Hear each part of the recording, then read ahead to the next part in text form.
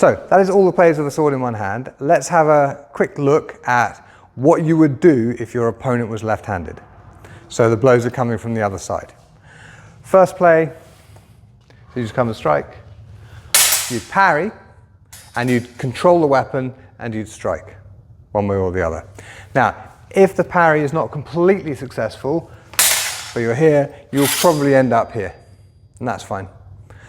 If the parry is completely successful, lovely, you get the second play just as you would.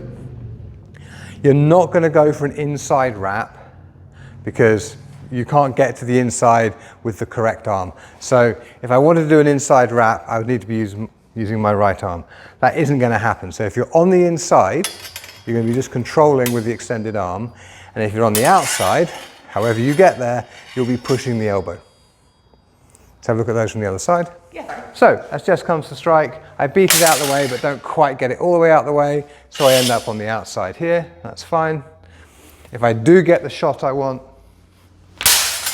bang, there it is. And if I end up on the outside, you can be at the wrist, or you can be doing the elbow pushing plays, and yes, you can come in and cut the throat.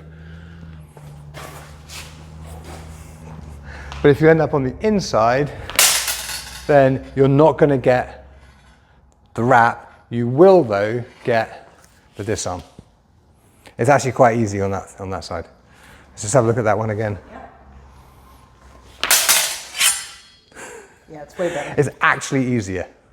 So there's an advantage in being cross-handed in that one play only. Excellent.